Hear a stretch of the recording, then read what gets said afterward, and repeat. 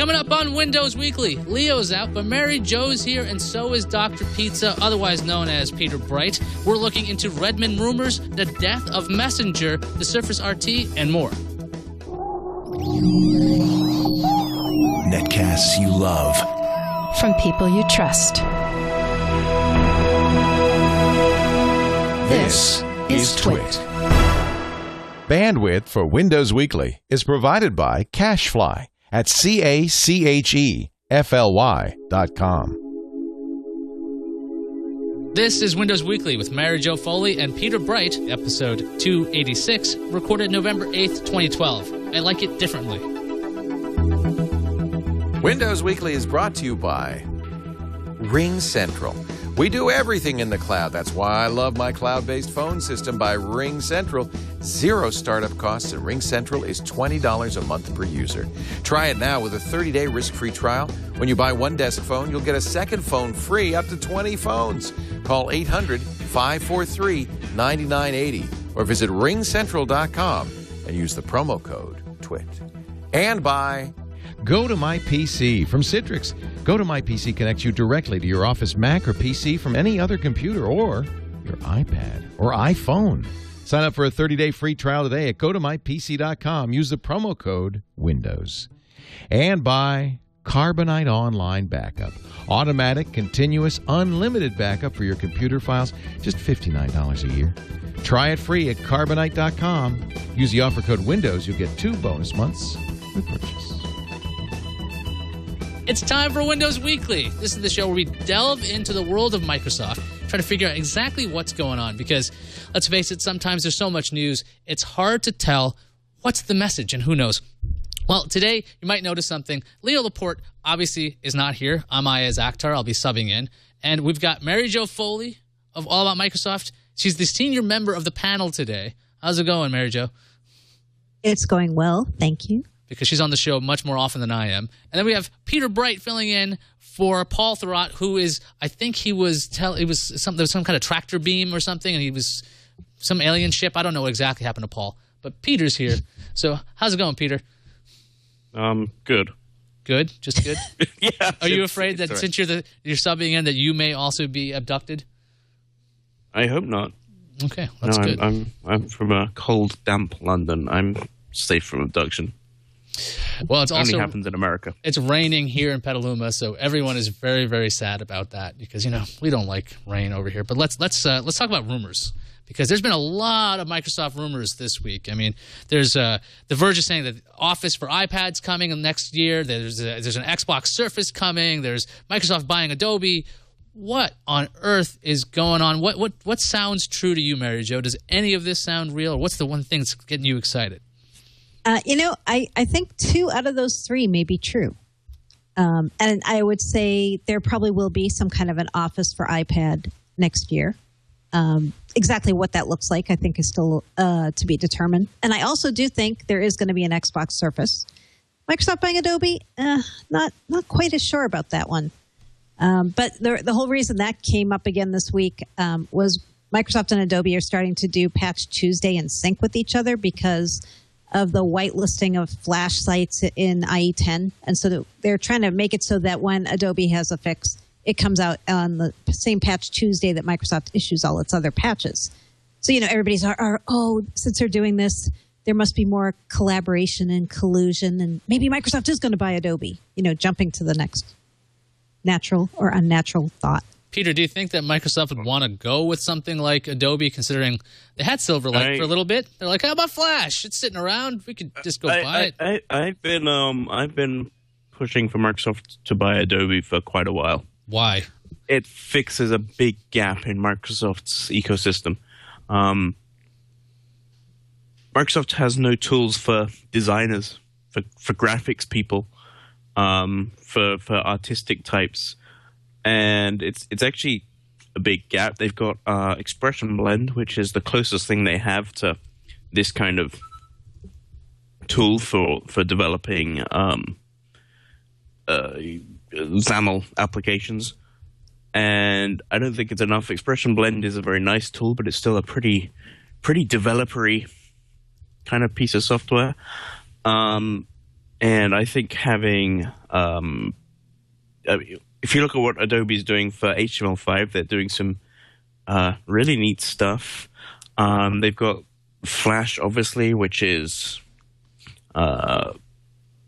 still really important.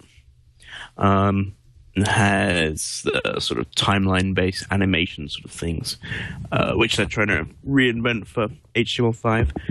They've got a lot of tooling that Microsoft doesn't have any good counterpart to, and I think it would really strengthen their lineup. Particularly as they're making such a big fuss about design now. You know, they're pushing Metro. I'm still going to call it Metro because there's no better name. But they're pushing design in a way that they've never done before, and having designer-friendly tools, I think, would be a big help. Well, you can't make a web page in Word or something and then just publish it as an HTML. I thought that was one of the horrible hooks back in 2000 or so.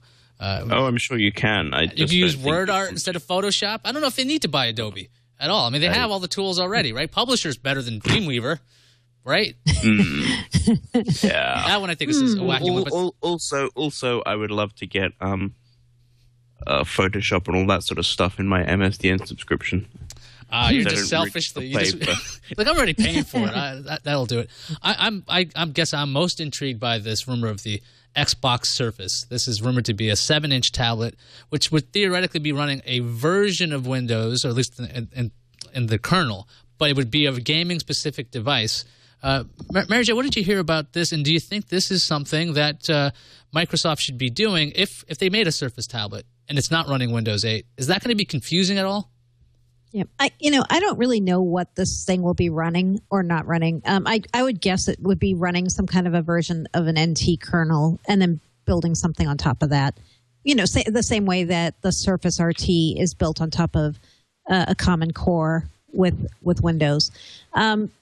I think it makes sense because we know Microsoft wants to expand the family of Surface branded products. And everybody was assuming the next one was going to be a phone. There'd be Windows Phone Surface or Windows Surface Phone, whatever they would call that. But I, like The Verge, have been getting tips about an Xbox Surface being the next likely member of the family and not the phone.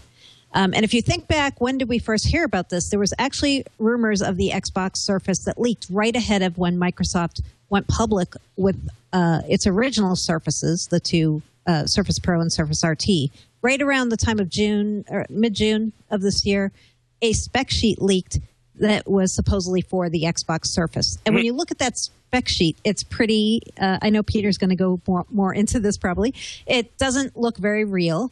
There's a lot of things that are very iffy in there, but they do talk about some things like the idea of the form factor and all being something like what we're thinking of as a tablet. Now, what I actually think the Xbox Surface may come to be is something like a tablet that's customized to run the Smart Glass application. I think that's more likely what it would be. So almost like a fancier entertainment consumption kind of device, or even almost like a very souped-up remote control for your Xbox. I think that's more likely to be what it is than something like an Xbox miniaturized into the form of a Surface. It's going to be a companion device, I think. Peter, do you think it behooves Microsoft to have a companion device? I mean, they have Smart Glass, and that runs on Windows 8. It runs on Windows RT. It runs on iOS, Android. Do they need a specific device from the company to help that along, or is this just something they should do? I don't see what it could possibly do. The Smart Glass app is pretty neat, I think. I don't play any Xbox games, so it's not perfect for me, but the idea is neat. The idea should really pummel the Wii U's tablet controller, I think. But I don't see why they make their own. I mean, the 7-inch tablet, they cost $200, and not Google. Google with the Nexus 7 will sell you a perfectly good 7-inch tablet, and they are making no money on that. So either Microsoft would have to make their tablet worse. I mean, $200 for an add-on for a console is a lot of money, I think. And so if they want to sell for less than $200, they'd either have to make it worse than the Android tablets or subsidize it. Neither of those seem particularly compelling. Why not let Google subsidize the tablet and run Smart Glass on an Android tablet? That to me seems more sensible. Well, doesn't Microsoft have enough of an ecosystem with Xbox Music and Xbox Video at this point where having a consumption-based device, something like a Kindle Fire style device, where it's not sold at a high profit here, you're just getting this, so it's a consumption device, a little gateway drug for all the other services that Microsoft has. Because right now, I think even if you had Smart Glass, you might not be thinking, oh yeah, I'll use Xbox Music. I'm not going to use Xbox Video. But with this gaming device, maybe that would bring that to the forefront. It might, but I don't know that will ever be a big money maker. Even if you look at Apple, if you look at their quarterly figures, music sales and even app sales are not big money makers. They're great incentives for buying into the Apple platform, but they're not hugely profitable in and of themselves. And I don't think Microsoft can enter this market and price at a level where it would be hugely profitable. I think it's just it's a kind of small business in terms of profit. Can be big in revenue, but low profit. So it doesn't seem to me that there's some huge Amazon-style play that Microsoft can really go for. So IRC is saying that Apple makes 30%, and yes, they do, on 30% on paid apps, but lots of apps aren't paid, and there are actual costs to running these stores. You have to vet applications and all that kind of thing, and that does require manpower and money. So, it doesn't make sense to me. Mary Jo, that if this Surface device is true, I mean, it's going to have that very similar tiled interface Xbox has, that Windows 8 has, and Windows Phone has.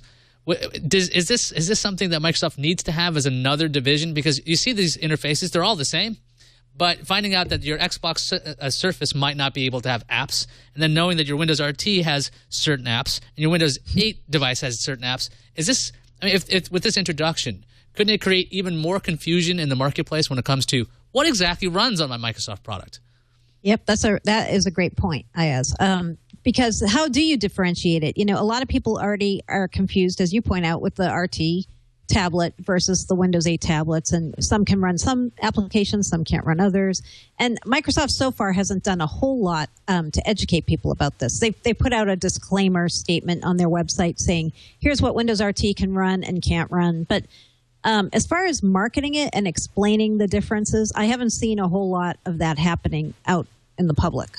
Maybe more is going to come from OEMs and from Microsoft around that. But yeah, it could definitely create more confusion, I would say. They don't believe it's a problem. Yeah, I know. They keep saying that. I don't believe they believe what they're saying. Not a problem. I don't know how they can say that's not a problem. But publicly, yeah, they are saying that's not a problem, and that it's very clear to people. I don't think it's that clear. It's not even clear to us who write about Microsoft. Half the time you're like, wait a minute, is this the one that runs this or that? And can I run this on that? But I think going back to the form factor, the 7-inch form factor, when I've been asking Microsoft, are you going to do something like a 7-inch tablet? Are you going to let your OEMs do a 7-inch Windows tablet or a Windows RT tablet? The responses I get back from different people are always come back to, we don't think that's a great way to have a PC work. Like they still see tablets as PCs, right? So they don't really see something that's not a consumption device being needed in the 7-inch space. That's why I think this would be a consumption space. I mean, I think when they talked to in one of the building Windows 8 posts, when they talked about screen resolutions and the scaling and all that kind of thing, I think they made quite clear that they didn't see certainly Windows 8 being on anything smaller than about 10 inches. Yep. It's pretty central to the whole vision that 10 inches is as small as you can go. So, yeah. Well, let's talk about Microsoft. If they did build it. Let's talk about Microsoft in its traditional role. I mean, hardware is not normally their thing. There's crazy rumors of them acting like a software company. I know that's wacky by introducing Office for iPad and Android. I mean, this has been rumored. This rumor's been around so long, it has to be true at this point. But the latest roundup on the rumors for this is that I think the most surprising thing for me was the fact that you can view documents, as I understand it, for free, but you have to pay a little fee to be able to edit that.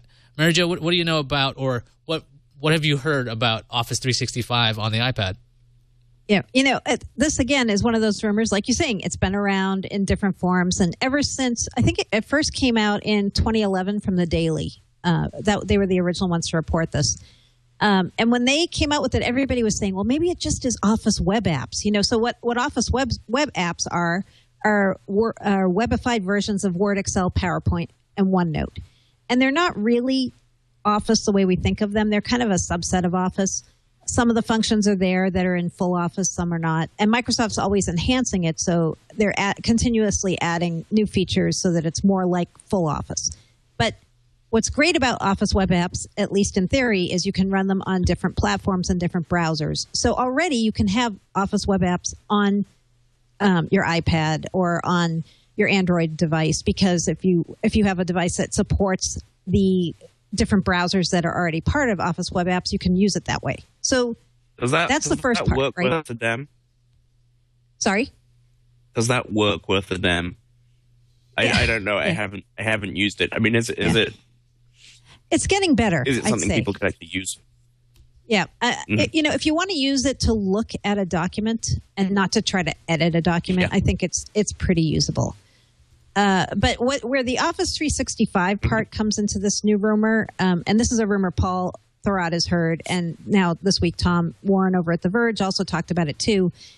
There's going to be supposedly some kind of a subscription play to this, right? So you get something that's sort of like the Office web apps on these different platforms. But if you want to go to the next level and be able to unlock more functionality, you're going to have to subscribe through Office 365. And that means you'd pay probably something like what's coming with Office 2013. You'd pay Microsoft a fee to use Office for 1 year on up to 5 devices. And I would think the 5 devices then would be expanded to include iOS and Android devices. Because right now when you buy Office 365 for 1 year, you can only use it on a combination of 5 Windows PCs or Macs. You can't use them on anything beyond that. So I think they're probably going to expand what it means to be subscribed through Office 365, and they will have downloadable local versions of these products, but it'll be tied back into renting software basically from Microsoft through Office 365. That's my guess how this is going to work. The latest rumor sounds complicated. The latest rumor also says that the subscription would be potentially an in-app purchase, which sounds like that Apple would get a cut of this. They famously take 30% of all subscriptions and payment, everything in an app, right? So does this sound like something Microsoft would normally do? Would they give a cut to Apple, or would they do an Amazon-like workaround where you would have to go to their website, pay up that way? It's got to be Amazon, right? It's got to be that way, because you would think, although the OneNote, I don't know how it's done, but OneNote for iOS has a limit. I think it's limited to like 500 notes or something. And if you want more than that, you have to pay. And I don't know how that payment is done. I don't know if it's through Apple or if it's some separate system. But they might have something going through Apple already. They certainly wouldn't want to do that for Office 365, I don't think. Mary Jo, does it sound plausible to you, considering the storied relationship between Apple and Microsoft? Maybe it's part of one of the weird future-looking terms of their cross-licensing agreement, saying, "Hey, in case you do have an app, you could give us a cut."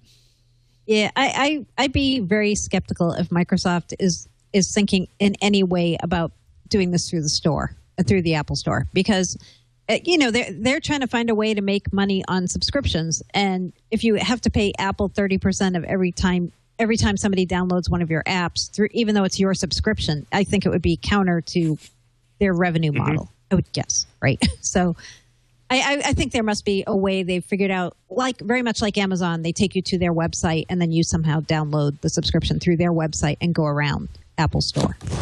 Actually, I think you just put in your credentials or something and it's completely separate. I don't know. I think Microsoft should go with that. Give a cut to Apple because you know what? When people start using this on the iPad, they go, this doesn't work very well. I want to use it on my Windows 8 tablet. I want to use it somewhere else. But the thing is, I think it's almost like a gateway drug. If you can't just get people to subscribe, or you have to explain to your user base in the notes somewhere that you have to go to a website if you want to start editing these things, it does. I think it creates a barrier. They don't necessarily need. I don't think Microsoft needs to create any more barriers when it comes to making money. If they're going to make 70% on something on iOS, that's just iOS. Obviously, Microsoft's about Windows 8 anyway. So that version of Office, they're going to get 100% of the subscription fees and any other variant thereof. So I think they should do it anyway. Just make it easy to if you want to get money, make it easy to get the money.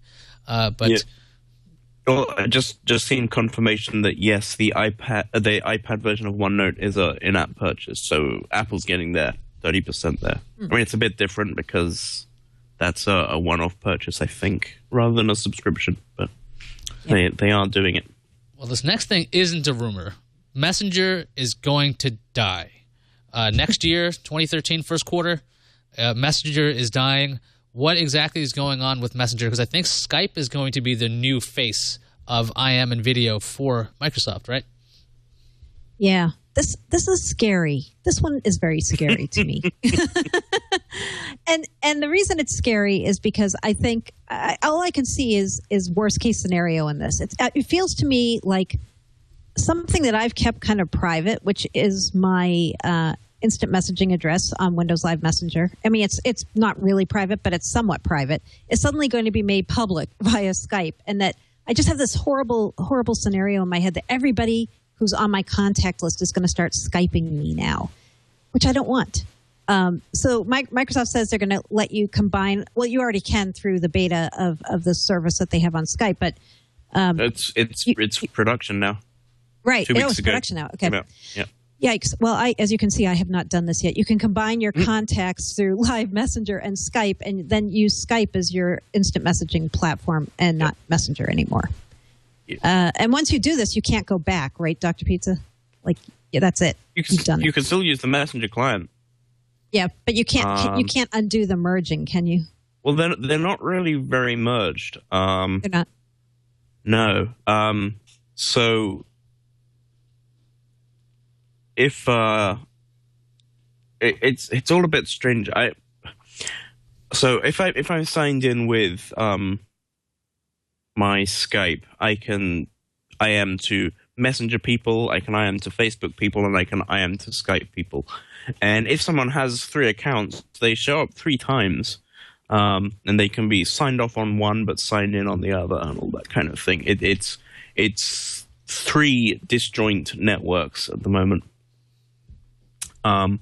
So if you are signed in to Messenger and not Skype, then anyone contacting you, I think, also has to be signed into Messenger. Now, they could be signed into Messenger using the Skype client, but I don't think there's any bridge between the networks or anything like that.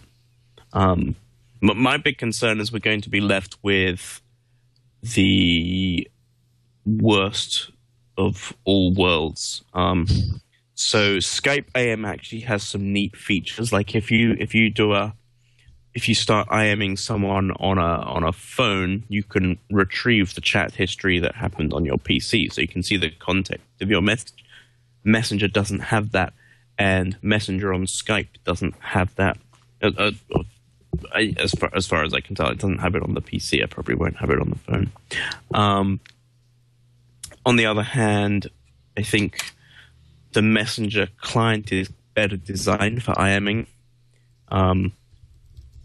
I I know lots of people hate it, but I really like the nudge feature that makes the window shake and make a loud noise when you're trying to get someone's attention. I think it's the best thing ever. Skype doesn't have it. So yeah, it's weird. Even weirder. You reported, Mary Jo, that behind the scenes, it's all going to be Messenger infrastructure. Right. So and it it's already just largely the client is. that's changing. Yeah, well, yes, Yep. indeed, it already is. So they're changing the front end, but behind the scenes, it's going to be Messenger. I guess because Skype has a better name. Skype has a name that actually people are willing to pay for. I think the paid services on Messenger have never been very successful when they had them, which I don't know that they do anymore. Is this just a part of Microsoft systematically killing that Windows Live brand as well? Because this is called Windows Live Messenger, which is a mouthful at that. And now Skype, with its well-known brand, is pretty secure, and it's Microsoft's big purchase. It works cross-platform and does a lot of things that I don't think a lot of people think of it as gummed up as Windows Live Messenger. Apart from the fact that the latest versions of Skype have been a little iffy, is this just part of killing all the live brands, or what?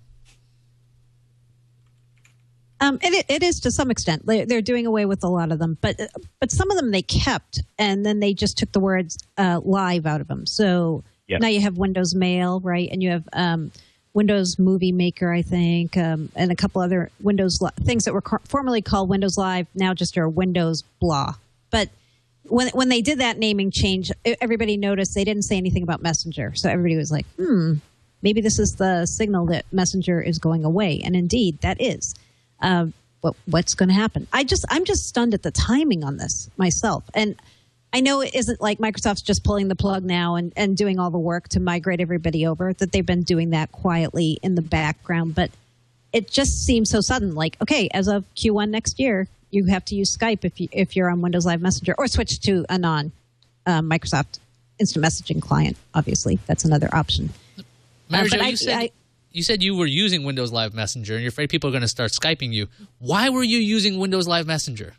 I remember I had to go into services just to turn it off because it kept launching over and over again. And I'm like, no, I don't want you on my desktop, nor do I want you launching at start. So why would you voluntarily do that? I'm using it partially out of laziness because it just was there. So I'm like, when I installed Windows Live, all the different properties there, I had it. So I'm like, let me use it. But also because a lot of people at Microsoft who I talk to use it. So it just makes it easier to get in touch with them because you're on Messenger, they're on Messenger, and it's just easy. What would you use for IM instead? I mean, Messenger still works decent, pretty. So I'm being accused of confusing Windows Messenger and Live Messenger. That's very possible because. No, they're the same. Well, maybe I am. This is one of the problems that Messenger's had. I mean, I still call it MSN Messenger because MSN Messenger, to me, that's what it was. But then the Windows Messenger client in Windows XP, I think, was like a cut down version. It didn't, or something. And then there's Windows Live Messenger, which would replace it. And it's just the branding has always been awful and inconsistent and regularly changed. They're all the same network behind the scenes and the same contacts list and the same names, but Microsoft has messed around with it throughout its life. Well, either way, I can't confuse it in the future because it's going to be dead. So everybody complaining about that, I'm sorry. It'll be called Skype. It'll be Skype Live Messenger Word 3.7. I don't know. 8. 8, excuse me. SB, I have an 8 at the end there. So the Surface. Listen to this, though. This is why I'm afraid. I was looking for this. I went to the Skype people and I said, okay, here's my question. Once you merge your contacts between Messenger and Skype, will I be able to block folks from being able to Skype me at will? For me, this is a total nightmare. And they came back and said, you can block people that are not on your contact list from contacting you at will, but those on your contact list will be able to reach out. No, I don't want them to reach out. That's one of the differences. In the Skype client, which supports Facebook Chat, you can sign out of Facebook Chat while still being signed into Skype. You don't have that independent control over Messenger. So if you are hooked in then yes, if you're signed into one, you are always signed into the other. I guess that might be a problem, but I'm presuming that long term the networks will be merged in some way. Yeah. So I don't know. Well, Mary Jo, it looks like you're going to have a lot of conversations when people are reaching out to you, and you have to tell them, stand back a little bit further. It seems like they're using the product incorrectly. It's a social tool. People are going to start messing with each other and they ping each other on Skype. I know it loses the nudge feature, like Peter was mentioning, but I mean, I always found those things very, very annoying. It's like if I'm not paying attention to you, it's on purpose. Exactly. I love it. Okay, well, based on that alone, that is the best, because clearly anything that makes a sound like that is worth listening to, especially if you have your volume cranked way up and you weren't paying attention, because sometimes you do that. Shall we talk about the Surface RT? I happen to have one here. This is Alex's Surface RT, because there's no Surface Pro yet, and I'm in the store looking for apps and things because I wanted to see Skype running on this, and I wanted people to annoy me via Skype. If possible. So there's lots of reviews coming out. There's what are people saying about the Surface? Are they upset with it? Do they hate it? Do they love it? Is this the answer to Microsoft's questions? We talked last week on the show about Paul's review of the Surface, and a lot of people didn't like his review of the Surface because he wasn't a Surface fanboy. And now this week I've been watching a lot of other reviews come out of people who've just gotten them and they're trying them out. And it's very mixed. I'd say I'm seeing more reviews where people dislike the Surface than like it. I still haven't written my review. I actually like the Surface, but I like it for different reasons and in different ways than I originally thought. So I still need to write that. But the one that everybody was really getting hot and bothered about this week was the review on Slate.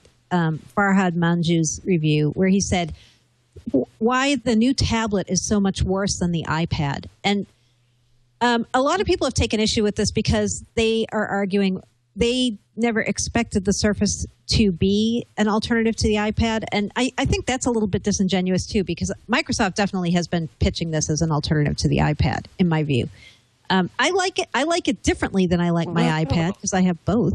But I don't consider them to be head-to-head competitors, even though I think Microsoft is positioning them to be that way. Well, I have to take issue with that. I don't know how Microsoft has been positioning it at all.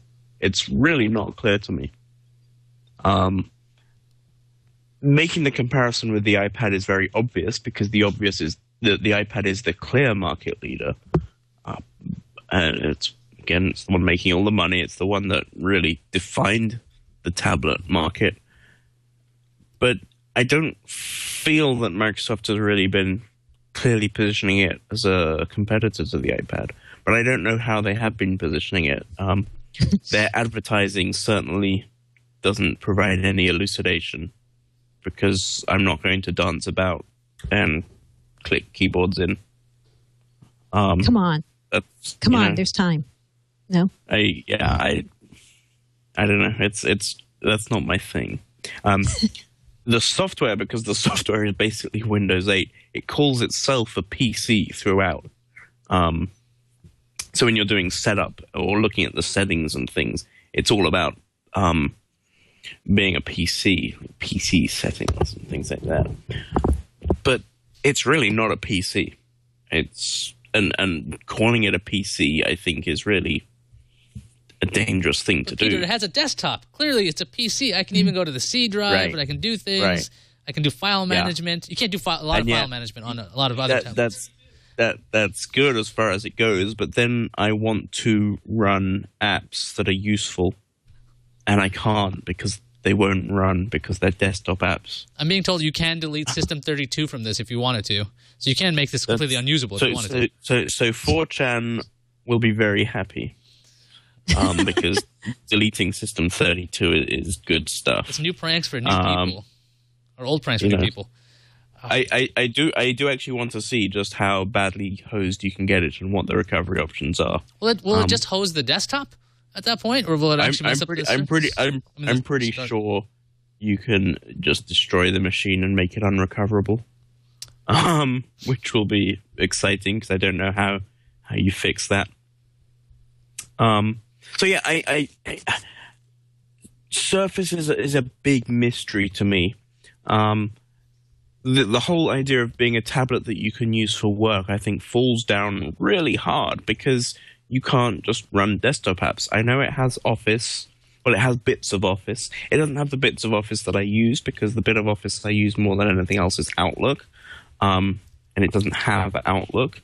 So you can't just sell it as a work machine because it's a narrow slice of a work machine, but it's not a work machine.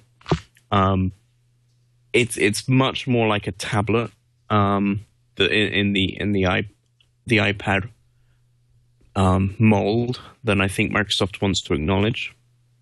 You know, that they're trying to position it as something really very different from the iPad. They're not. It's weird. They're not really saying what it's for, but Mr. Sinofsky was very clear that Microsoft's vision was different. That it was meant to be a more productive device, and not just for consumption.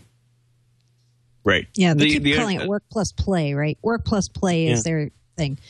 Right. It's funny, though, to see people everybody's struggling like you are, Dr. Pizza. They're trying to figure out, like, okay, so if it's not a PC, if it's not really the same as my PC, and it's not the same as an iPad, so what is it? Like Matthew Miller, who works with us over on ZDNet, put as his headline, Microsoft Surface RT. It's desirable because it's not my work PC, but it's better than a tablet. So then you're like, okay, what is this weird category that's not a tablet and not a PC, but something in between?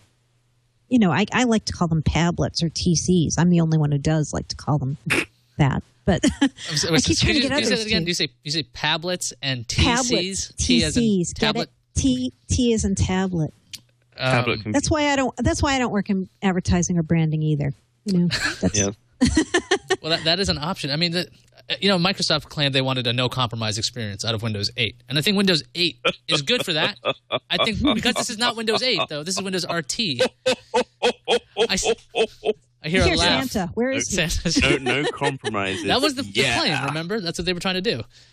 But the Surface RT seems like the most compromised model because it is the one with a desktop that doesn't let you install applications. It does have Windows 8 style applications. It does have the old Office apps, but you can't do a whole lot with it. It's an interesting idea. I just think once people start realizing that it's a tablet and you're getting all your apps from the store, you're not downloading your things anymore. You're not going to install them yourself anyway. That this is the kind of product that people will understand. It's going to take a long time because it's supposed to be the same old familiar, but it's completely different. So how do you push both at the same time? Right. No compromise with TCs. I mean, I think also what's going to change the experience too is we're starting to see some enterprise software companies talking about having Windows Store versions of their apps coming out in the next year or so. So when you can start doing things like Microsoft CRM on your Windows RT tablet, or you could do SAP Human Resources on your tablet, then it does become more of a true work and play device. But right now, it's kind of early days, I think, and people who are expecting it right off the bat to be work devices beyond what you can do with the 4 Office apps. I think they're going to be somewhat unhappily surprised. But again, I guess I wasn't really thinking of it that way when I was interested in checking it out, because I don't run a lot of those kind of work apps, Win32 apps that are line of business apps. So for me, and I admit I'm a very unusual case because I'm a writer and I don't have to run things like Photoshop and a lot of the apps that people typically run that are Win32. So for me, I didn't have that level of expectation. But for other people, I think they did, and now maybe figuring out that this isn't what's happening. Well, you've hit on so many things there, Mary Jo. Good. I run Notepad. Yeah, okay. So the line of business apps will probably come, but Surface RT is never going to run those line of business apps better than Windows 8. No. At best, it's the same. So the Atom Clover Trail tablets will be able to run those apps well as well. Plus, they'll also be able to run any desktop apps. If you still want to run desktop apps. That's why I find Surface RT a really strange little device, because Clover Trail to me seems very competitive. I think the Clover Trail machines will be operating in the same price, the same battery life, the same weight bracket as Surface RT, and they will do everything Surface RT can do and more.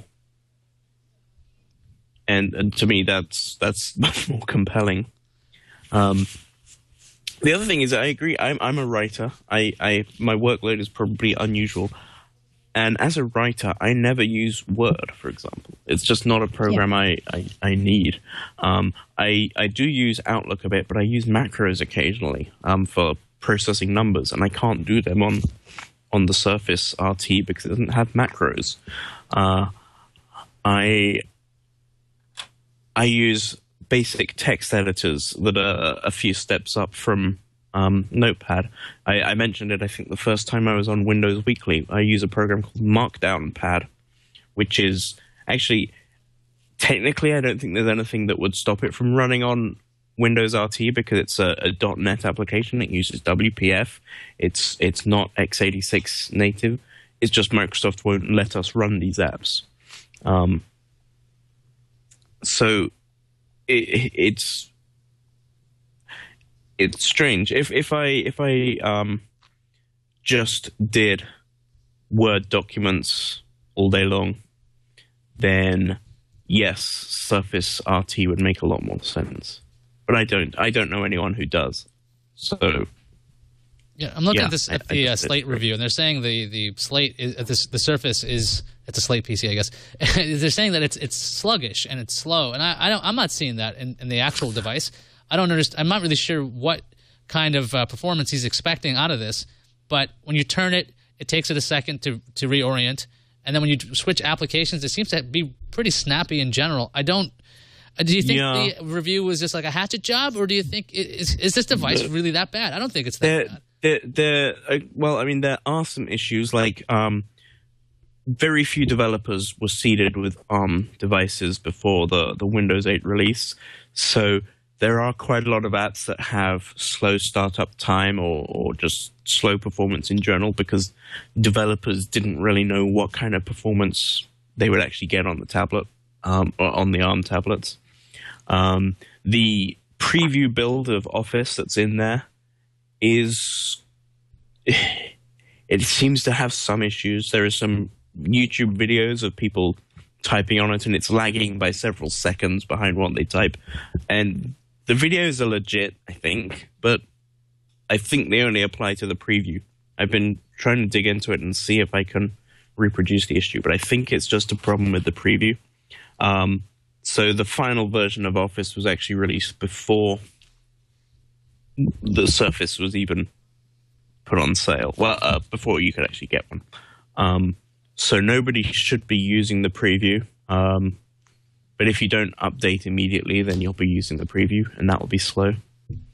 So it's not as quick as an iPad. That's got to be said. The iPad processor is faster. The iPad GPU is faster. If you want to play games, for example, the iPad is going to be a better machine. And before we dig in some more... sorry to cut you off there, Mary Jo. Before we dig in some more on the RT, because I'm playing around with it, and I've been playing around for a bit, we should take a small break right now, and let's see what Leo's doing. I think, is he in his office right now? Why is he not over here? We should go find out what exactly he's up to.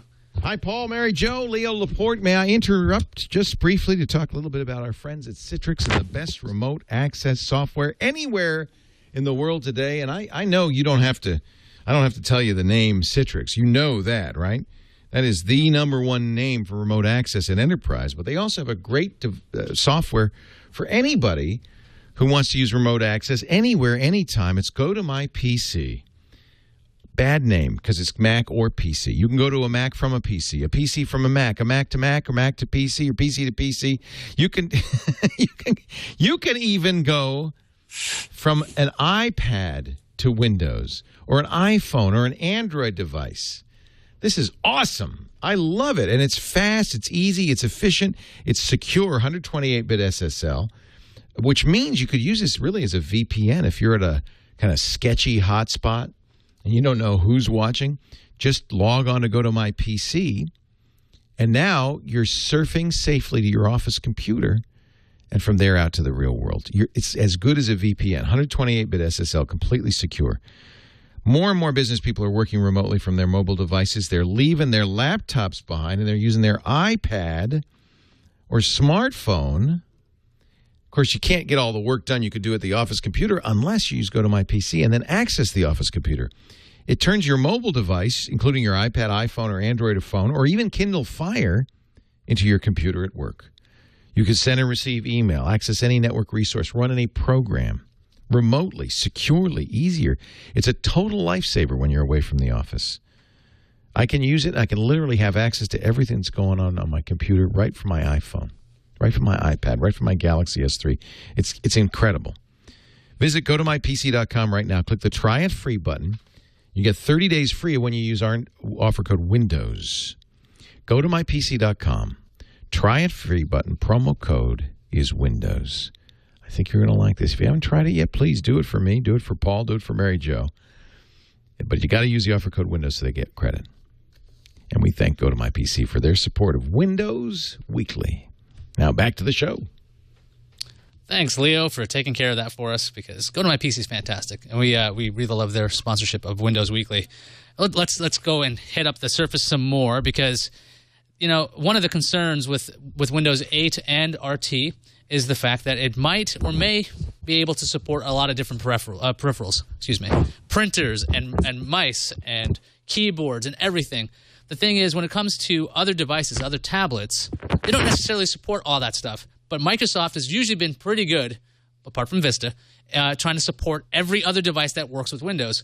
What exactly is the compatibility like? I see that there's a bunch of gadgets that do and don't work with Windows. Yeah, with the Windows RT. Excuse me. With yeah. RT. Well, Yeah. this was interesting. At the Windows 8 launch, Steven Sinofsky said there was going to be compatibility with, I think he said 420 million hardware devices with Windows RT. And this was kind of a surprise to a lot of us who are following this, because Microsoft warns on its page for the Surface RT that only certified peripherals, mice, keyboard, etc., will work with these devices. So that made everybody kind of have a worst case scenario thought in the back of their mind, saying, "Oh, that means probably nothing's going to work, right?" But this week they posted a website where you can go to their site and enter an exact name of a particular peripheral that you want to check. It's the Windows Compatibility Center for Windows RT, and you can see if your device is going to work with it. When I was entering some of the different devices I had, everything pretty much said it would work, I believe. At least I was going to get limited compatibility. And what limited compatibility means is Microsoft's created these sets of class drivers for Windows RT.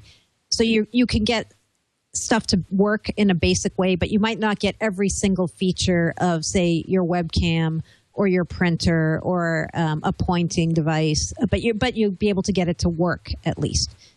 So I've been pretty happy when I've been entering my peripherals in here, but I've seen a number of other people saying, "Oh no, I thought this was going to work. It doesn't work at all." So it's definitely worth checking out if you have something that you really, really want to use with the Surface or another Windows RT device before you go and buy it. I mean, that presupposes that the Surface is a PC. I mean, the weird thing is if you have an iPad or an Android device, you're not necessarily thinking, "Oh yeah, it's going to work with all my printers and everything." It's the fact that Microsoft keeps supporting absolutely everybody and every function that's ever been done on a PC with something like the RT here. Is that just hindering them at this point, Peter? Do you think that they should just say, "Look, line in the sand, this thing works with 3 different devices and that's it. And they're going to work great, but just with 3 things." No, I don't think it's hindering them. I don't think it's quite as amazing as people think. So the class drivers cover a lot. But as Mary Jo says, they don't give you all the bells and whistles. So if you plug in your USB audio device, you won't get like the fancy little app that you might get on Windows 8. But it'll work. It'll play sound It's actually a pretty decent place to be in. Surprisingly, weirdly, not a lot of people realize the iPad is actually in a very similar situation. I know people say, but the iPad, it doesn't have a USB port. No, it doesn't, but it has the camera connector kit, which adds a USB port, and quite a lot of things just magically work with that. Like, I know people can plug in USB keyboards, for example, in the camera connector kit, and it works, and they can type on their iPad with a USB keyboard. So Surface does this a little bit better than the iPad. Well, okay, it does it a fair bit better than the iPad, but it's not quite the groundbreaking difference that Microsoft thinks. And again, it just confuses it. It makes it more like a PC, but it's still not a PC. And yeah, I do quite like being able to plug in a USB memory key. That's quite useful. But yeah, I plugged in a mouse. I know this is like also, this is heresy to some people, but I plugged my USB mouse into my Surface, and I love it. Because I use the mouse a lot too. But I tweeted that I really liked doing this, and people were like, "This is not how it's supposed to work. Fail." It's like, hey, I can do whatever I want, right? I agree with that. And that's actually one of the things that the iPad won't do, because the iPad doesn't have a cursor. You know, even if you plugged in the mouse or a Bluetooth mouse, the iPad has no notion of having a pointer that's separate from your finger. So that's definitely a nice thing for Windows RT and the Surface. And actually, if you're editing text, the mouse is still a really handy thing to have, like for selecting words and moving where the I-beam is. Mouse is still really good for that. Fingers really suck at that. So I don't think it's heresy. I think it's pretty sensible. Well, I mean, the new version of Windows is supposed to be built for touch first. I'm using a mouse right now with it. It's kind of strange because it's the actual scrolling is a little herky-jerky compared to just swiping. It's a little strange. Yeah. I guess if there was maybe a different mouse with an inertia kind of style wheel, because this is a scroll wheel. I mean, I think, Peter, you're definitely dead on. When it comes to writing, when you're trying to just tap into a tiny space on Word or any other text editor, it's a real pain. Apple doesn't even give you the up, down, left, right arrow keys. So you have to just kind of go. Yeah, that's the big thing. If the soft keyboards had arrow keys, and weirdly the Microsoft one does, it has. I'm going to have to open it up and have a look. It's got left and right keys, I think. Maybe. It does have left and right keys. Which thing? What are we talking about? I'm in a password field I can't see. Which is nice. It's a good start, but it's still not the same as having up and down, left and right. So yeah, that's better than not having them, but the mouse is still much better because you can just click where you want and boom, you're typing or selecting. That's great. And yeah, the touchpads on the type cover and the touch cover, they're weak. Yeah, they are. They're too little. They kind of work. They have scrolling in the reverse direction, which drives me mental. I know Apple calls it, what is it they call it? Like natural scrolling or something. Totally unnatural scrolling, totally horrible. I wish I could change it.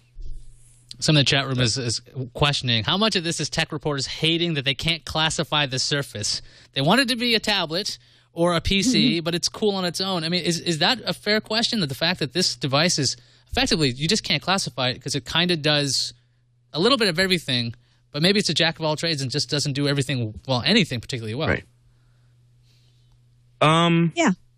I don't think that's far-fetched what the person in the chat room saying. I think everybody wants to pigeonhole things, right, and say this is a tablet, this is a PC, this can do this doesn't do that. And when I remember when Microsoft took the wraps off the Surface back in June, I was really excited about it because to me it looked like a PC, and I kind of want my tablet to be more like a PC, just because I do a lot of typing. And so I was really excited to see the covers with the keyboards and all. And to me, that was a big, big selling point of the device. And it also gave Microsoft some differentiation. I mean, otherwise, if you see all these different Windows tablets lined up side by side, they look all exactly the same, pretty much. I mean, there's very little to differentiate them. And it's like, yeah, okay, you could get this one or that one. I mean, maybe if Nokia ever does do a tablet and it's in canary yellow or something, you'll have a little bit of a color differentiation. But all in all, they look pretty much the same. They work pretty much the same. It's hard to get really excited about them because they're just a tablet, and it looks like every other tablet. That could explain why Microsoft's big push for the Surface, at least their brand ads, are all about the click.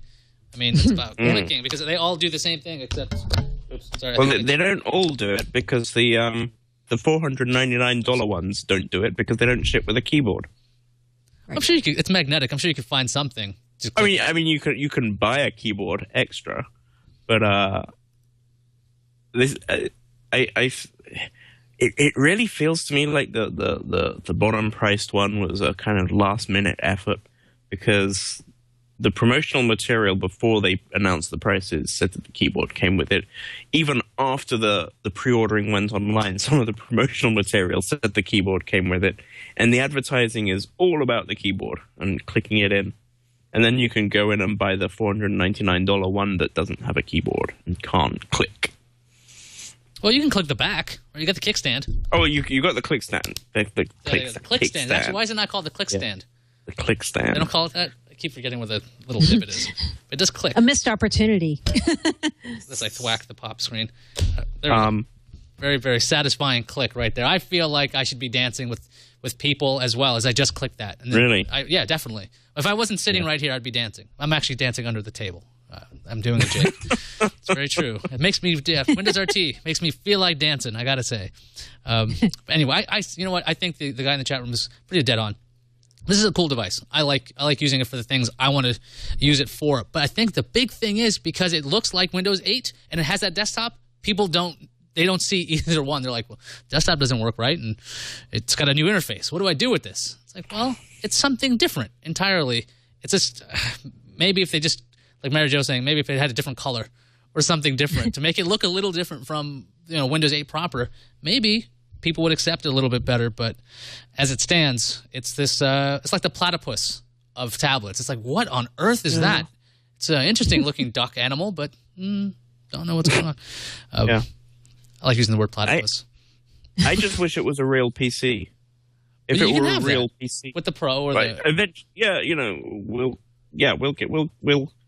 we'll get the Pro and the Clover Trail one. Yes. That is Surface. Because Surface just like this. It falls short of being a real PC, even though it calls itself a PC, and it's sort of designed to look like a Windows 8 PC. And if it were a PC, then all of a sudden, boom, I get it. But yeah, it cannot be classified. It should not be classified. It's a new species. As I think, as Mary Jo has named it, it is the TC. That is what this is. Let's move on to something that's a little bit more defined: the phone space, because we got Nokia and AT&T going public with pricing about the Lumia 920. So this is the flagship phone for Nokia. It's the fantastic, mega awesome colored phone that HTC stole the color palette of. What was it? What was the price? I think it was. I thought it was kind of pricey. I'm just blanking right now. The Lumia, Lumia pricing. No, it's really not pricey. It's like really super cheap for the amount of phone that you get for the price.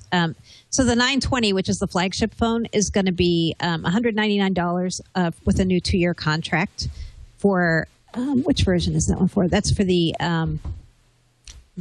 16 gig version, and I think so, right? Is that right? Or am I confusing? I think I was thinking of the unlocked one, when you buy it off contract. The Lumia 920.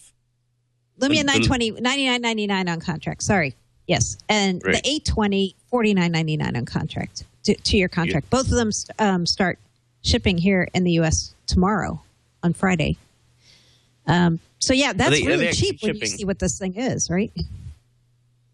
Sorry, Jack Pizza, what did you say? Sorry, are they actually shipping? Because Verizon, it's only I mean, okay, so that's AT&T. Yeah, Verizon is only pre-orders tomorrow, apparently. Right. That's right. Which is not shipping. Right. Sorry. So I was talking about AT&T. So Lumia 920 on AT&T, $99, $49.99, and they're both pre-orders started yesterday for both, and they both are available starting tomorrow. Oh wow! Here. Okay, so actually in store. To buy. In the store. Yep. Yeah, the price. When I said pricey, I think it costs $450 if you don't get it on contract. So it is supposed to be like a super premium phone. Yeah, $450. That's really cheap, right? I know. It's not Nexus. Well, it's not cheap. Yeah. The Nexus 4 is like $300 or something crazy. But for a premium phone, that's pretty cheap. And it comes in colors. See, right. I got my own B-roll. We got Joe here, the master controller of all Windows Phone 8 things. But, I mean, okay, is that price point going to get people to go to Windows Phone? I mean, I think I've read somewhere that if somebody goes into an AT&T store and they say they have Windows 8, that the customer service people are going to say, you should get a Windows Phone. Are people really going to gravitate towards that? I mean, a $99 phone is a great price. But this is still a relatively weak ecosystem.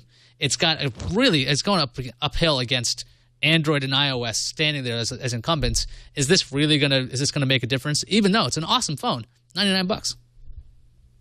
Yeah, it's a tough hurdle for these guys because the main thing they didn't do with Windows Phone 7, which they acknowledge, is they didn't get people in retail stores to really back it from the get-go here in the U.S. So you'd go into a retail store, you'd try to buy a Windows Phone, and they'd just be like, no, you want to buy an iPhone or you want to buy an Android phone. So Microsoft has damn fault. It is their own fault. And so hopefully what I hope is they've been working with the carriers and working with retail stores to make this time different because they don't have an excuse about not having a great phone. Both this phone, the Nokia 920 and the HTC 8X, there's no way when you see these phones that you can say they're awful phones. They're beautiful phones. They look really different. They're top-of-the-line phones in my view. And if Microsoft doesn't have retailers on board now, it is their own fault. It is. Because this is the only thing, to me, holding them back. It's not just not having retailers on board. Calling it Windows has been a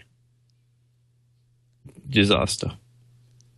Dumb move, because even retailers that had it and were talking about it, I went into several AT&Ts around the US and asked about the Focus back then, and they said, well, it runs Windows Mobile,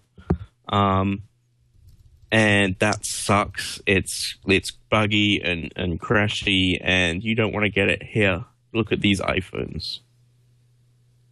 And maybe we're 2 years down the line. Maybe Windows Mobile is a distant memory now. I would like it to be a distant memory now. But certainly in the early days, the fact that it was called Windows Mobile and the fact that it was called Windows Phone was too close to Windows Mobile, and it was just stupid of them. Do you think they should have called it Xbox Phone? Do you think that would have been better? I think they should have called it anything other than Windows. I think, seriously, call it Metro or something. Call it Metro Phone. That would be a nice name. I would buy a Metro phone. Windows Mobile was a good name, and I got to say this because it would work on, a tablet and a phone.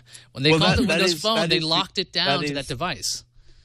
That is true. That is unfortunate. I would have loved to have seen a scaled-up version of Windows Phone on a tablet, but of course, because it's called Windows Phone, that's not going to happen. But isn't that what we have? That is what Windows 8 is. Isn't this scaled-up Windows Phone? I mean, seriously. No. Oh, I wish. No. Well, because I have two apps up at once. That's what a lot of people wanted, but it didn't happen. No. Yeah. Well, it looks like the same, at least. Windows Phone, I love. Windows Phone is really thoughtful and well-designed and attractive, and I think it's a great mobile platform. I think it deserves much more success than it's actually got. I like it a lot. Windows 8 is not as polished as Windows Phone. This is probably this is the baby of Sanofsky, right? So that's why everything's called Windows. This is the future. It's not. You wouldn't want to mention something Jay Allard was a part of. Get that thing away from Joe. Joe does. I mean, that's right. Joe has issues with things, but I'm saying, Sanofsky with that huge. There's been a lot of profiles about him and how he wants all things to be Windows, and that's something that Steve Ballmer is even echoing at this point. Windows, Windows, Windows is the future, and to call anything Xbox other than it becoming the entertainment brand. It's kind of strange that there's a slight distancing from Xbox when it comes to hardware. Now it's like Xbox Music, Xbox Video. This is little. Is it the politics of Microsoft making the branding a problem? A little bit, but also, when Microsoft was about to come out with tablets and Windows 8 was kind of in its early days, a lot of people were saying, why didn't Microsoft just take the Windows Phone operating system and make that the tablet operating system? They thought that would make more sense, and that it just seemed more like because they're both mobile platforms to have been the right way to go. What Microsoft said in response to that was the place where the big ecosystem is and the place where we have the most experience and history is Windows, not Windows Phone. Windows Phone is too new. Which is very ironic now, because if you look at Windows 8 and compare it back to what Windows is currently, it's pretty different. And it feels to me like Windows 8 is almost like a 1.0 release of Windows more than it is, the 6.0 or 7.0 release of Windows, which is what Microsoft argues. It seems like the desktop is becoming DOS. Like, it's not going to be around for this world very long. After a couple of years, I think the desktop, is it just there to placate people? Is it just, oh yeah, it's there for Windows 8? Yeah, sure. But really, you're not going to be using that because you can't see that screen anymore. You hit start, it goes away. Is this just the beginning of the end of that? Someday the desktop will go away. That day is not anywhere in my view. I think it's going to be here for a while. Because they need it for backwards compatibility to at least some extent. Like people are saying, oh, you can't run this or that, and it's not really practical to use a desktop. But on Windows 8, not on Windows RT, but on Windows 8, it is going to be practical to run your, thousands, if not millions. I don't even know how many Windows apps there are right now, just plain old Windows apps. But however many of those there are, and there are many, the way you're going to run that is in the desktop, and that's for the foreseeable future. It looks like we have another message from Leo. He's changed his shirt and he's changed locations. He's just like wandering around the studio. What's the message now, Leo? Sorry to bother you, Paul, Mary Jo.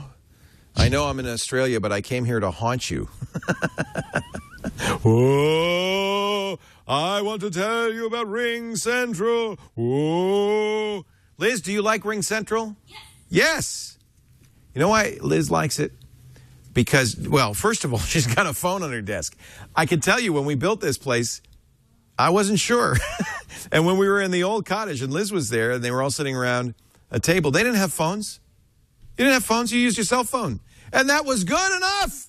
But when we became a real business we got 25 employees here. I had to get them phones. And I was in a bit of a quandary because normally what you do is you get the PBX, you go to the phone company. It's very expensive. What's that? Is this your phone? See, this is the thing. You have your choice of phones. This is nice. This is a cordless phone. And it's a desk phone, and it gives you 2 lines. What's cool, it's from Polycom. You don't have to buy this, though. I have a more traditional desk phone. In the conference room, we've got the great Polycom conference phone. But here's the beauty part. $20 a month per user. There is no setup fee. There's no startup costs. When we get the phone, we just plugged it into the wall. Russell that told us about Ring Central. You just plug it in the wall. Boom, she's online. It's easy to do the phone tree. We use the website to do that. So, press 1 for Liz, press 2 for Leo, that kind of thing. It's all very straightforward. And then there's some really nice features, and I think my producers especially like this. Chad likes this, where there's a Ring Central app for smartphones, so he can put it on his iPhone, or no, he uses Android, doesn't he? Yeah. He uses a Nexus, I think. He put it on his Nexus. It's a Ring Central app. He can dial out through the Ring Central app, so we get billed for the calls, not him. When a phone call comes to his desk, if he's not at his desk, he has it forwarded. He can have it forwarded to a home phone, cell phone. That's really nice. Voicemail goes to the inbox. Faxes, too. He can have people fax to his phone number, and he'll get the fax in an email. It's stuff like that. It's a cloud-based phone system that really is much more modern than anything those old PBX systems could do. It costs less, it's more flexible, and frankly, just works better. I want you to give it a try. They've got a very special deal for our listeners. And by the way, we're really thrilled. Ring Central is not only did we buy a Ring Central system, but then they started advertising with us, and we're really thrilled about that. So they have a 30-day risk-free trial for you. If you buy, this is great. If you buy a desk phone, they'll give you the second phone for free, up to 20 phones. So your phone cost just got cut in half, too. 800-543-9980, the #1 cloud business phone system. And I'll vouch for it. We've had it here for a year and a half, and everybody loves it. 800-543-9980 or visit ringcentral.com and use the promo code TWiT for our 30-day free trial and that special deal, buy one, get one free on your phone, up to 20 phones. ringcentral.com. Oh, and now I turn it back to Paul and Mary Jo. Oh, Halloween was last week. Never mind. Windows Weekly continues. Leo, I keep telling you, his name is Peter. Peter. I know you. I mean, he's in Paul's spot, but it's Peter. But thanks for that message. Ring Central, I use it all the time, by the way. It's got all kinds of rules, so you can make sure that your calls can go right to voicemail, and then they email you that MP3 file. So it's really neat, especially if you don't like taking calls, like me. But it works really well. I'm really a big fan of it. Let's take some question and answer from some questions actually. Take some answers from these guys. Questions from the chat room, Twitter. I asked you guys on Twitter early this morning for your questions for Peter and Mary Jo, and boy, were you guys hilarious. But one of the questions was for me. Have you tried using the Surface in your lap yet? I have tried to use this as a laptop. As long as you're very, very still and not a fidgety human being like me, I think you can do it. Mary Jo, what did you find? Did you try to use this as a laptop? Yep, I did. I tried it at Build, actually, when I had it with me in the big-ass tent in Redmond. And so the way I did it was I took my laptop bag, because I have my regular laptop with me too, and I laid that on top of my legs. Then I put the Surface on top, and so that was like a desk. Because, yeah, I made it my own little desk, portable desk, and it worked that way. And it didn't work that well for me on my legs just without something in between, because I have found so far you have to press somewhat hard on the touch keyboard to make it work. At least I do when I'm typing. I know other people say they don't. But if it's balanced on your legs with the kickstand up and you're hitting the keys really hard, it kind of jostles and practically falls off. To me. Peter, have you tried it? I don't know. Yeah, I agree with you, really. If you're sitting very still and very flat, like it's no good if I'm kind of got my legs crossed, or for example. I find it a bit awkward. I have to put it closer to my body than I want. When I have my laptop on my lap, I'll have like the rear inch of the laptop sticking past my knees, sort of hanging in space, and that's okay because it's got a hinge. Whereas if I do that with Surface, I have to have it really close to my oversized belly. Because otherwise the kickstand falls off my knees and it flops everywhere, So it's not a laptop. It feels tantalizingly close to a laptop, but it's not a laptop. I prefer the laptop form factor. It's more versatile for me. I think it gets a bad rap as a laptop because, I mean, it's because of this pretty innovative touch cover that people think it's like a laptop, because you can have keys on it, you can have that type cover. But it just shows you, at least as far as I'm concerned, that Microsoft says this is a tablet. And sure, you can have a keyboard with it because occasionally you have to like hammer out some things. But this definitely seems like it's built for like the airplane tray. When you're watching video all day, you got the kickstand, and then you're like, I need to type something right now. But it's not. I mean, it's not a laptop. It's not something that's going to fit there.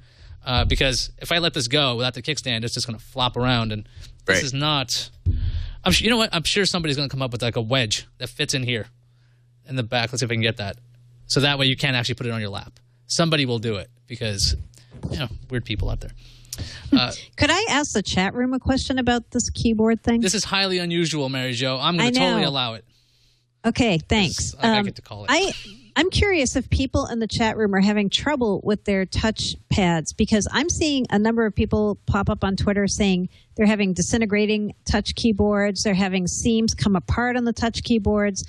What I've had recently in the past couple of days is sometimes when I click my touch keyboard in, it's not registering. Like the tablet sees it that I don't have the touch keyboard connected.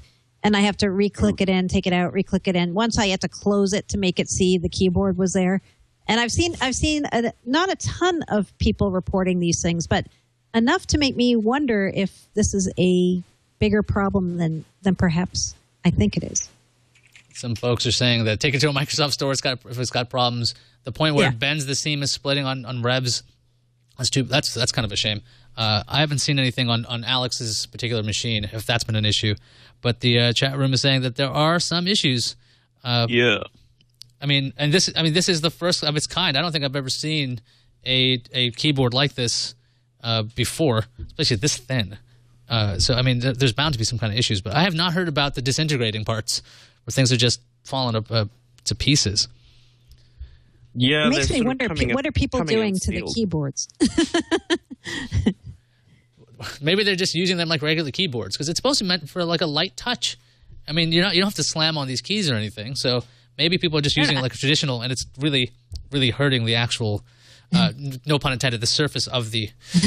So I don't know about you, but I floss with the edge of the keyboard. Oh, that too. Is that why there's spinach on this? That's disgusting. We do have a question. Will we ever get an iPod Touch like Windows Phone 8 device? That's why I have Joe up here. We should ask Joe first if he wants to answer if we're going to see a Windows-powered iPod Touch, not the Zune kind of thing. Joe is silent. Peter, what do you think? Should there be a contract-less media player device that runs Windows Phone apps? No. Well, if it was 3 or 4 years ago, yes. But today, no. It's a declining market. And yeah, if it was 2007 again, then yes, it would make sense. It's too late now. I think that there have been attempts to do similar things for Android. I know Samsung has had a phoneless phone running Android, and I don't think that's really set the world on fire. Yes, I don't see it.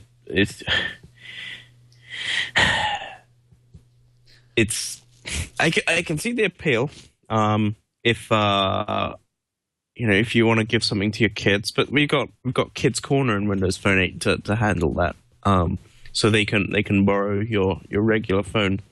I think the time has passed for the non-smartphone device. That always makes me very curious because as long as the device is about 7 inches, it can be a Wi-Fi only device. It's a really big media player, but you call it a tablet, it'll sell. If you make it 10 inches, it makes sense. If you make it 4 inches for some reason, people are like, no, I want a radio with that because it goes in your pocket. And those Samsung Galaxy players didn't do that great. That's exactly it. 4 inches I can put in my pocket, so don't penalize me for putting in my pocket. 7 inches, it kind of sticks around the house anyway. 10 inches, it definitely sticks in the house because it's most people don't take the iPads out, I don't think. 4 inches, it's portable, so I want to transport it and I want it to work everywhere. So having the radio is essential there, I think. Somebody in the chat room wants to know from Mary Jo, any word on the Microsoft Barnes & Noble Nook front? I mean, the two have a partnership. What's going on there? Any idea? No, nothing. And it's really surprising that the Nook app isn't in the Windows Store yet or in the Windows Phone Store either, right? It just seems like those guys made such a big deal out of this big partnership they formed earlier this year. And a lot of us were speculating maybe there'd be some kind of a tablet from Barnes & Noble and Microsoft that would be more of a pure reader or even something more like the Kindle Fire. But so far, absolutely nothing. Just total silence on that front, which is very curious.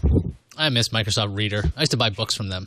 Back before there. Yeah, I actually had a couple of books, and I got those notifications saying we're ending support for this, and our store is closing, all kinds of things. So I kind of thought it was coming back with that Barnes & Noble partnership, but that's led to a big nowhere, as far as I know, because even the newest Nook tablets don't run Windows; they're just running Android. So it's kind of this weird, like, blind end for now. A question about Windows Phone 8. I got to bring Joe back up. Has Microsoft given any reason, or have they given any indication when the notification center will be ready for Windows Phone 8? Because there's no one home for Windows Phone 8 notifications. They're just all on the live tiles. Do you guys know anything about this? I know Microsoft told, I'm pretty sure they told The Verge that they acknowledged they missed the timing for it, that they intended to have it in Windows Phone 8, but they didn't make the cutoff. I actually just use my, what's it called, the Me tile to look at my notifications. So I never really understood why people needed a notification center, but I guess some people really do want that. And I mean, it sounds like it's something that is going to come. So. The leaked video from earlier in the year, that didn't mention notification center, did it? Or am I forgetting? I don't think it did. I don't think it did. I'm a bit dubious about that whole thing. I don't really see what the role a notification center would play is in Windows Phone. Because that's what live tiles are for.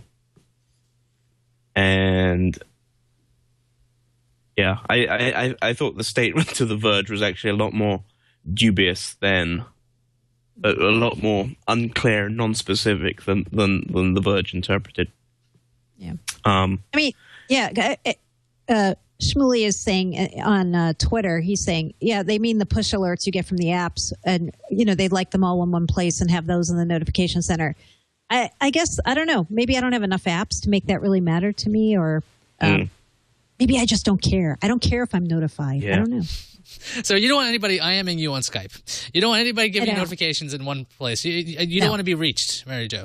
That's I'm incredibly antisocial. I'm an antisocial social media person. So I get a little toast notification to say that someone has done something on my Facebook, but I don't need notification center to see that I had that notification, because my Facebook tile, the number ticks up every time I get a new notification. The same with if I get an SMS message, I don't need a notification center to tell me that I got a toast for an SMS, because the SMS tile shows me that. I really don't know what a notification center would be adding, unless they do something really different with it. I don't know what that would be. It seems odd to me, because it doesn't. It's not a big gap. I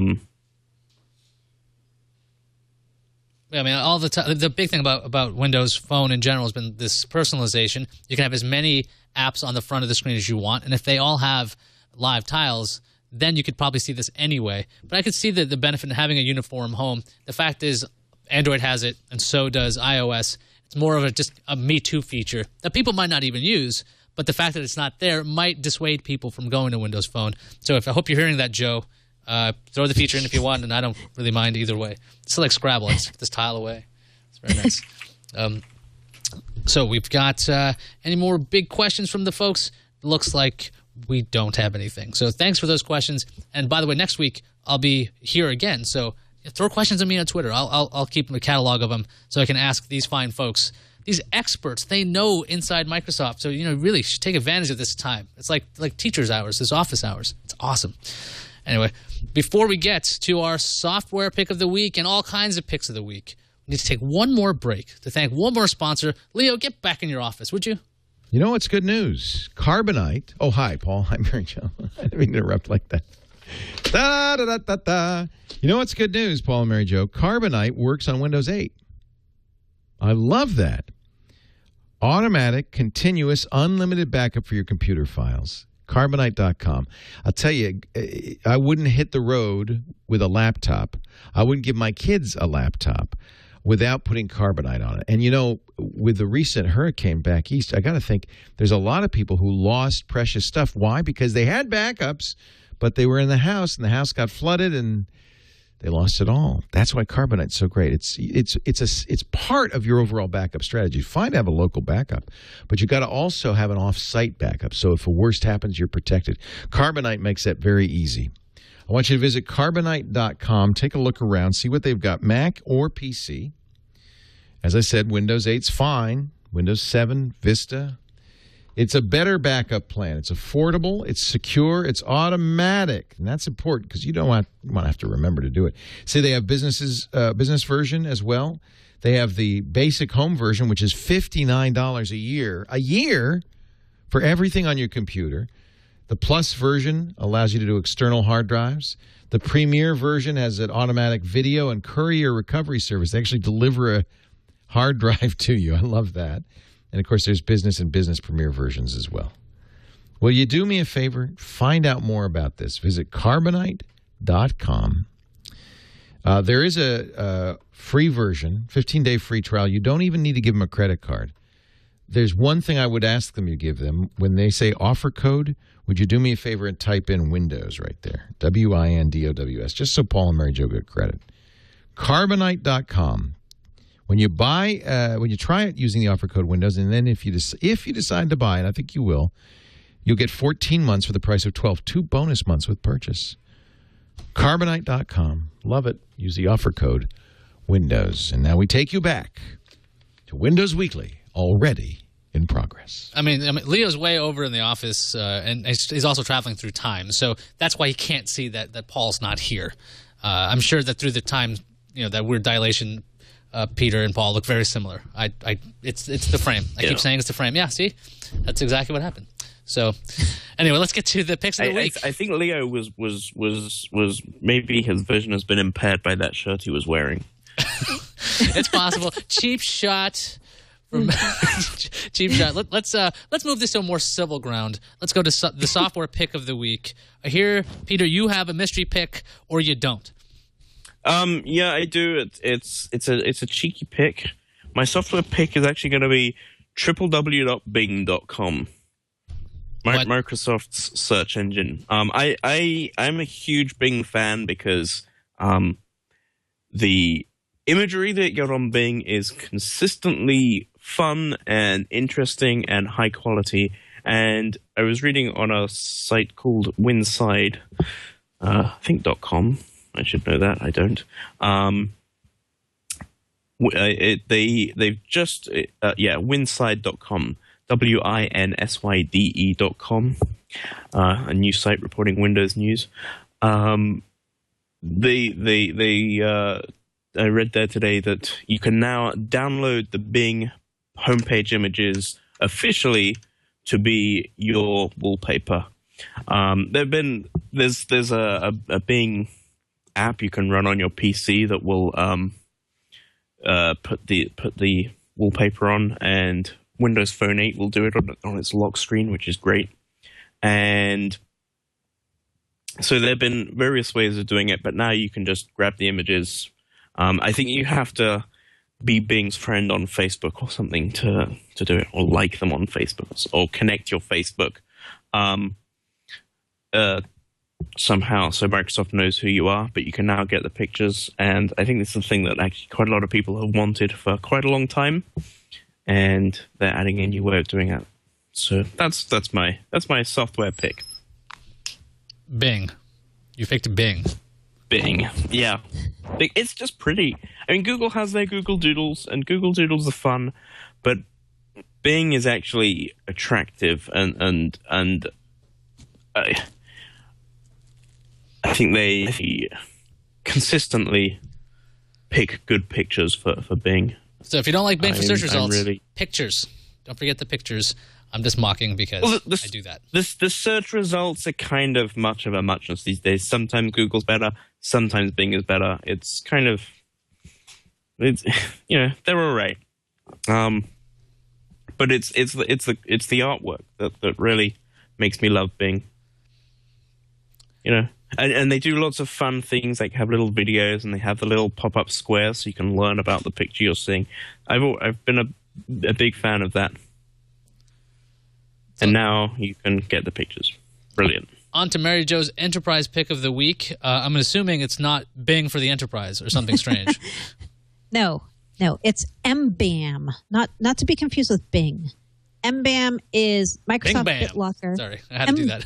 Bing Bam, no. Microsoft BitLocker Administration and Monitoring, MBAM. And so there's MBAM 2.0 coming. Right now, if you get MDOP, which is Microsoft Desktop Optimization Pack 2012, you get MBAM 1 in there. But there's another MBAM coming, MBAM 2.0, and a new beta of it came out this week, which people who are software assurance users may want to download. What's new in beta 2 is the inclusion of a self-service portal, integration of MBAM into System Center Configuration Manager 2007 and 2012, and simplified provisioning. So if any of those features appeal to you, you may want to check out the new and improved MBAM. I don't have a date on it when the final will be out, but I'm just impressed I said all those acronyms without messing any of them up. That was pretty good. That is always very impressive because, I mean, it's always helpful when Microsoft makes them mean, like, actually have words. Like MBAM, I think that should be like an actual product name. MBAM. I like that a lot. But these code names usually don't make it out. I think Windows 8 was a code name. But what was the code name pick of the week for this week, Mary Jo? Codename pick of the week is Hekaton this week. This is a transformer? Hekaton.